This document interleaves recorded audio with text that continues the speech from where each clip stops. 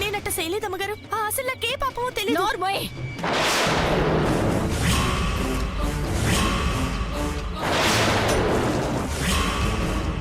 ఎంతకి తెగించావే? చిన్నపిల్లని బ్లాక్మెయిల్ చేసి నీ గొంతమ్మ కోరికలు తీర్చుకుంటున్నావా? ఆస్తంతా దాని పేరును ఉంది కదా అని విర్రవీగిపోతున్నావు కదూ. చూస్తాను, మీ అంతు నేను చూస్తాను. మీరు దేనికైనా తెగించిన వాళ్ళు. అందుకే మిమ్మల్ని మామూలుగా కొట్టకూడదు, చావు దెబ్బ కొట్టాలి. చేస్తాను. అతి త్వరలో దాని పేరున ఉన్న ఆస్తిని నా కూతురు పేరు మీదకొచ్చేలా చేస్తాను. అప్పుడు మిమ్మల్ని ఒక్కొక్కరిని మెడబట్టుకొని బయటికి గెంటించేస్తాను. రామంగా,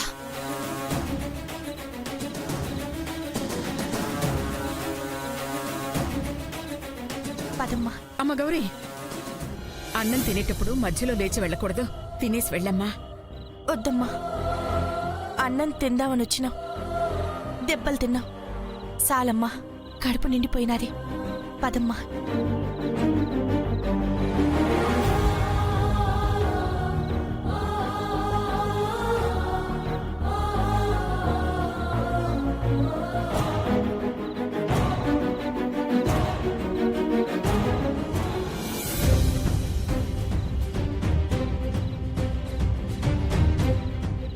ఈ రోజు ఇక్కడ కూర్చున్నాను, రేపు మన పక్కనే కూర్చుంటారు. ఆ తర్వాత ఈ ఆస్తంతా వాళ్ళ అన్నట్టు ప్రవర్తిస్తారు. కుక్కుకున్నంత విశ్వాసం కూడా వీళ్ళకి లేదమ్మా.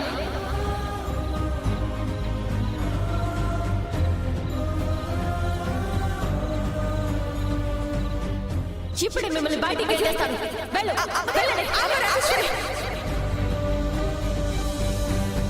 చూసావా వదినా, ఆ మంగమ్మ ఎట్ట మాట మార్చినదో. అనవసరంగా దాని మాటలేని నువ్వు ఇదిగో ఇట్ట మాటలు పడ్డావు. మంగమ్మ వల్ల కాదే, నేను మీ వల్లే మాటలు పడ్డాను. ఇది మరీ బాగుంది. మధ్యలో మేమేం చేసాం అక్క? నేను వద్దన్నా మీరే కదా. మంగమ్మ చెప్తున్నది పోయి తిందామన్నారు. ఏం తిన్నావు? కడుపు నిండా తిట్లు తప్ప. అమ్మా, జరిగిందేదో జరిగిపోయినది. ఇకనైనా ఆ మంగమ్మ మాటలు వినొద్దు. ఎని నువ్వు తిట్లు తినొద్దు. అది చూసి నేను తట్టుకోలేనమ్మా. గౌరమ్మ, మళ్ళీ ఎందుకు వచ్చే తల్లి? ఇరికించేస్తున్నది సరిపోలేదనా? ఇక తిట్లు తిట్టించుకునే ఓపిక మాకు లేదమ్మా. అసలు ఆకలిగా ఉంది.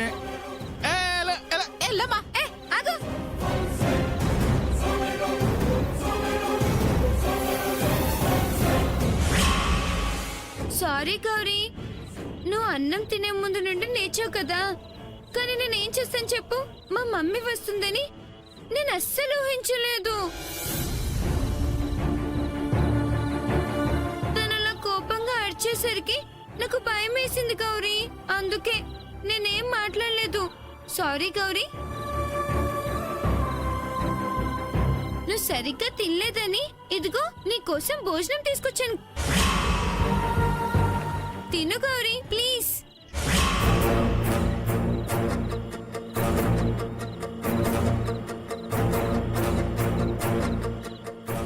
మంగమ్మ గారు, మీ మాటలు విని మోసపోయింది చాలు.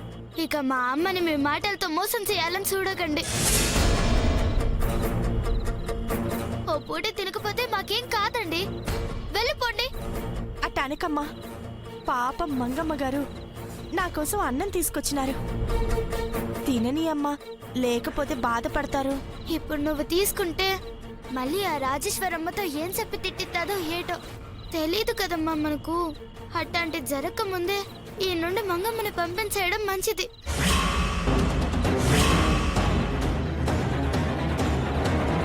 చూస్తారే, ఎలాండి. గౌరీ, నీకోసం ప్రేమగా తీసుకొచ్చాను, అయినా తినవా నువ్వు?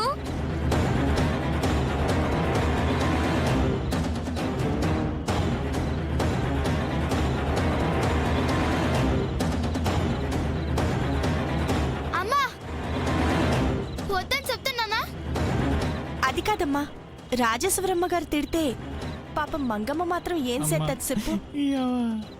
నాకదంతా అనవసరం అమ్మా. నువ్వన్న తినడానికి ఈ లేదు అంతే. మంగమ్మ గారు, మీరు ఎన్ని మాటలు చెప్పినా, మీరు ఎంత మాయ చేసినా మా అమ్మ ఇన్నా నేను ఈయననివ్వనండి. వెళ్ళండి, లేదంటే మీరు చెప్పినట్టుగానే నా పేరు మీద ఉన్న ఆస్తి మొత్తం ఆ అనాథాశ్రమానికి రాసిస్తాను.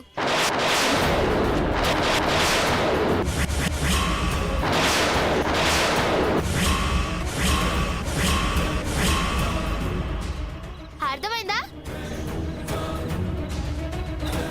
వద్దు, అంత పని మొత్తం చేయకంగా. ఇప్పుడే వెళ్ళిపోతాను చూడు. ఎల్లు.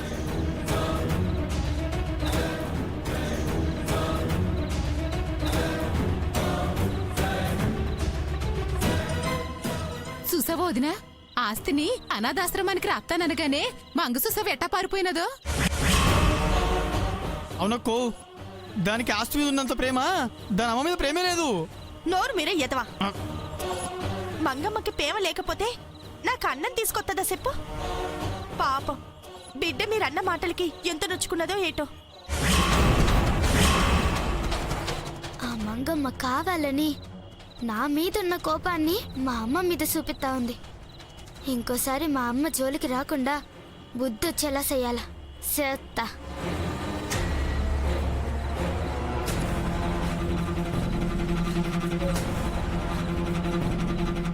ఇయ్యాలప్పుడు గంగ ఏడికిపోతున్నది. ఆ, నాకు మాత్రం ఏడు తెలుసు. దాని ఇంటే పోతే అదేం చేతో తెలిసిపోద్ది. వెళ్దాం పద. పద. ఆ,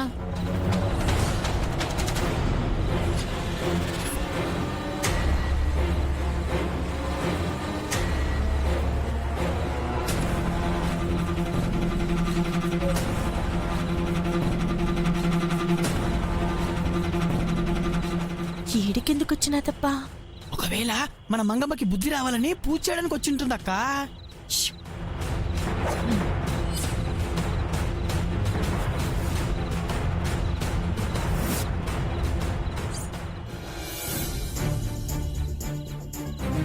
నేను పెట్టేట్టు వచ్చి భరించలేకే పాపం దేవుడికి మొరపెట్టుకోవడానికి వచ్చింది.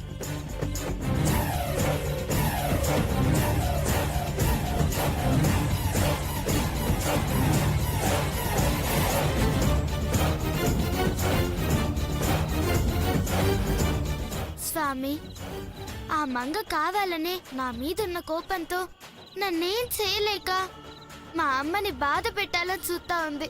మా అమ్మని అనుమానిస్తా ఉంది. అది నేను భరించలేకపోతున్నాను.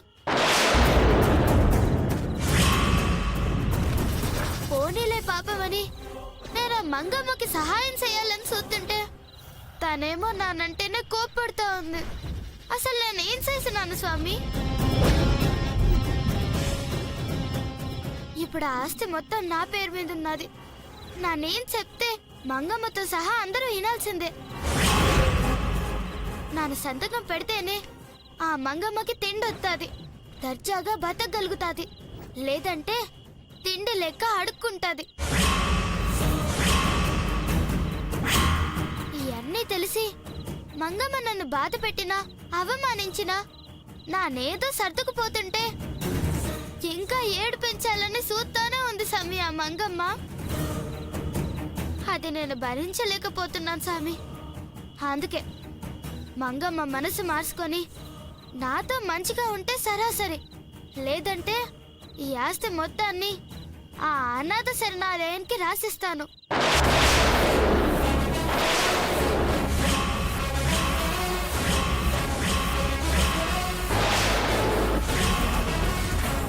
మంగమ్మకి రూపాయి కూడా దక్కనివ్వను స్వామి. నువ్వైనా ఆ మంగమ్మకి బుద్ధొచ్చేలా చెయ్యి స్వామి. తను నాతో సరిగ్గా లేకపోతే అనాథ శరణాలయానికి రాసిస్తాను అంతే. అప్పుడు మంగమ్మ రోడ్డు మీద పడి అడుక్కుంటుంది, లేదంటే నాతో పాటే గూడానికి వచ్చి దుంపలు ఏరుకుంటుంది. అప్పుడైనా తనకి బుద్ధొస్తుంది.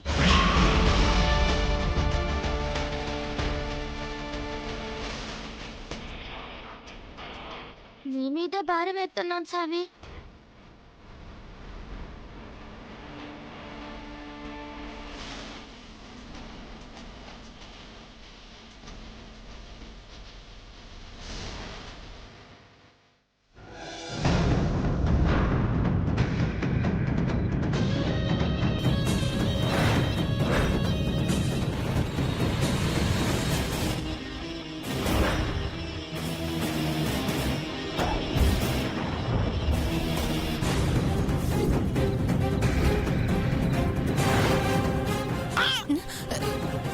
మంగమ్మ నువ్వెప్పుడొచ్చావు తల్లి?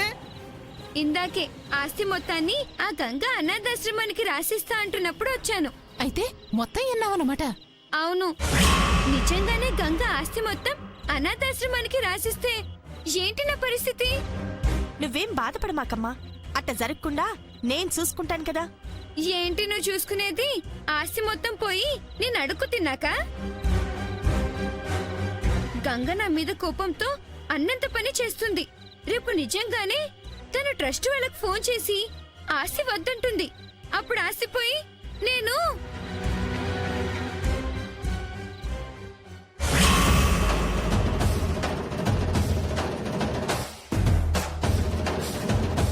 ఏమండి అమ్మగారు, అయ్యగారు, అక్కయ్య గారు, బాబాయ్ గారు, బాగున్నారా బాగాలేరా? రాకపోతే రాలేదంటున్నారని చెప్పి లండన్ నుండి విమానంలో ఎగురుకుంటూ వచ్చానండి. విమానంలో గాలి ఆడక ఊపిరాడక కిందకి దూకి సికింద్రాబాద్ వెళ్లే రైలు ఎక్కి ఇలా హైదరాబాద్ వచ్చానండి. వచ్చేసానండి, మీ పిట్టల దొన్ని వచ్చేసానండి. మా ఇంట్లో డబ్బులకి ధాన్యానికి కొలువు లేదండి. మా ఇంట్లో కోళ్లు గుడ్లకి బదులు కోట్లు పెడుతున్నాయండి. మరేం చేయమంటారండి? కోట్లుంటే కుక్కలు తినేస్తున్నాయండి, లక్షలుంటే నక్కలు లాగేస్తున్నాయండి, ఏళ్లుంటే ఎలుకలు కురికెత్తున్నాయండి, పదులుంటే పందులు తినేస్తున్నాయండి, చివరిన సిల్లరుంటే సీమలు తినేస్తున్నాయండి. ఆఖరికి నెత్తి మీద ఉన్న ఈ బొచ్చు టోపి తప్ప ఇంకేం మిగలేదండి. అందుకే మీ సాయం కోసం ఇలా వచ్చేసానండి.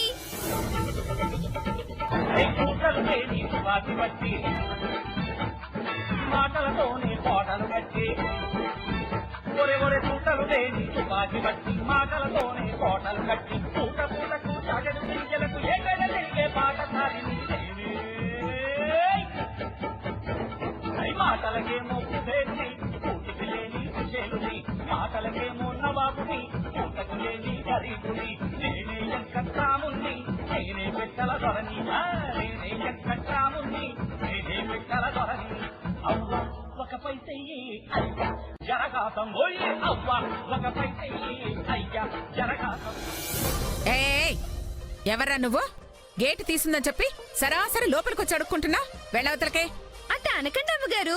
నేను పుట్టింది దేవరకొండ, పెరిగింది నల్గొండ, ఉంటుంది గోల్కొండ, అడుక్కుంటుంది మణికొండ. నేను పిట్టలదోనండి, వెంకట్రాముండండి. పిట్టలు దొరలేదు, గిట్టలు దొరలేదు, పోవతలకి. పని చేసుకోకుండా ఇలా వేషాలు వేస్తూ అడుక్కోవడానికి సిగ్గులేదు? వెళ్ళవతలకి.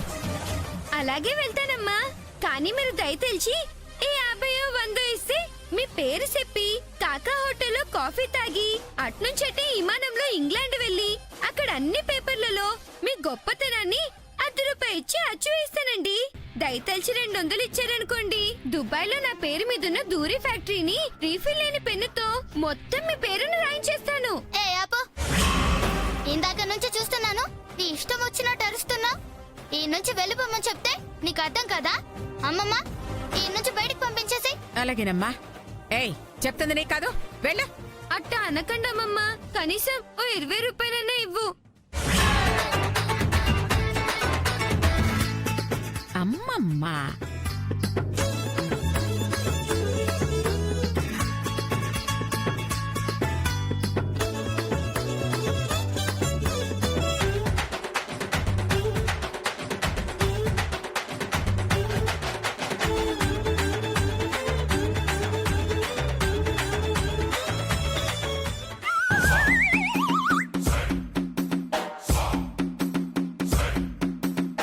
నిన్నెక్కడో చూసినట్టుంది.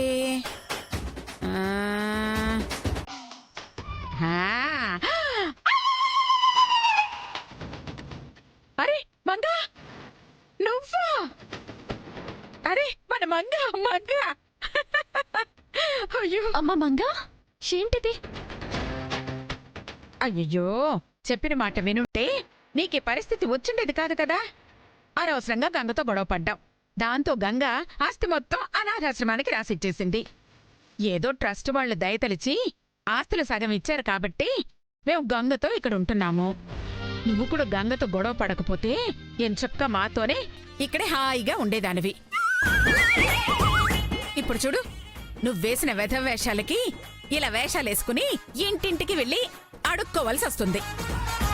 ఏం చేస్తామమ్మమ్మ, అంతా నా బ్యాడ్ లక్. అమ్మ మంగా, నువ్వేం బాధపడకు, నీకు నేనున్నానమ్మా. నువ్వు రా లోపలికి. అమ్మ ఆగు, నాతో గొడవ పడ్డదాన్ని ఇంట్లోకి తీసుకొస్తే తల్లివని కూడా చూడకుండా నిన్ను కూడా బయటికి పంపించేస్తాను. ఆస్తి లేక నువ్వు కూడా దాంతో పాటే అడుక్కు తినాల్సి వస్తుంది. గుర్తుంచుకో. వద్దులేమ్మా, నేను నీతోనే ఉంటాను. సారీ మంగా.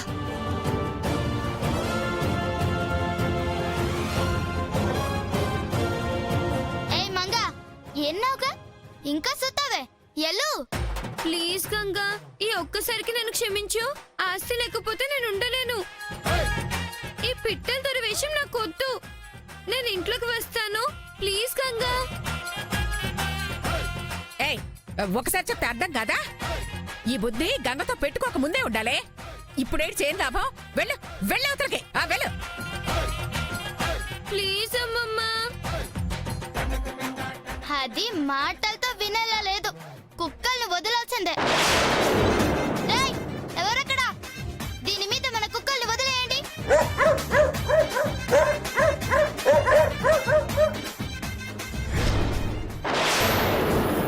నో, అలా జరగడానికి వీలేదు, వీలేదు.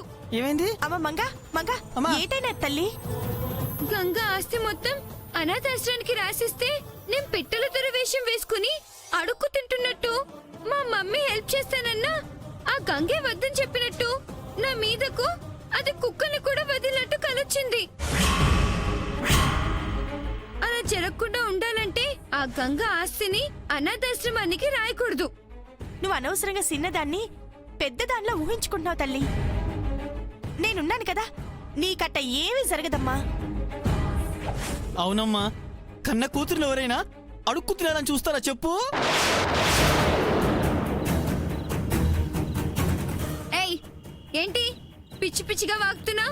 నేనేంటి కన్న కూతురేంటి? కాదు కాదు కాదు కాదు. ఆడి మాటలేం పట్టించుకోవద్దమ్మా. నోరు మీరు ఎదవా. నీ వల్ల ఏమాత్రం అనుమానం వచ్చినా మంగ మనల్ని ఇంటి నుంచి గెంటేత్తది. తాగబోతు సన్నాసి. ఈడి వాగుడు నువ్వేం మనసులో పెట్టుకోవద్దు తల్లి, వదిలే. నువ్వేం చేస్తావో నాకు తెలీదు. ఎట్టి పరిస్థితుల్లోనూ ఆ ఆస్తి గంగ అనాథాశ్రమానికి రావడానికి వీల్లేదు, అంతే. అట్టాగే తల్లి, నువ్వు చెప్పినావు కదా. 600 సరే, ఆస్తి పోకుండా నేను సొత్తాను, సరేనా? నువ్వు వెళ్ళి నిశ్చింతగా పడుకో తల్లి. సరే.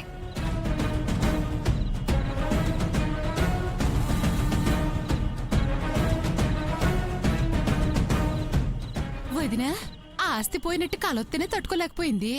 ఇక నిజంగా అదే జరిగితే అప్పుడు మన మంగ పరిస్థితి ఏంటొద్దినా? ఏముంది, కల్లో జరిగినట్టుగా పిట్టల ధరలో అడుక్కు తింటుంది. కానీ ఏ మాటకా మాట మంగకి ఆ వేషము సరిగ్గా సరిపోతుంది. చాలా డబ్బులు వస్తాయి అక్క, ఇందాక తాగొచ్చు. ఛీ, నోర్మి ఎదవా. ఇంకొక మాట మాట్లాడేవంటే నీ నాలుక సీరెత్తాను. ఈడితెందుకు గాని ఇప్పుడు నువ్వేటి చేయాలనుకుంటున్నావో చెప్పొదినా? చెప్తాను. ఆ రోజు ట్రస్ట్ వాళ్ళు ఆస్తి మొత్తాన్ని గంగ పేరున రాసినప్పుడు ఆ రాజేశ్వరమ్మ ఏమన్నారో గుర్తుందా?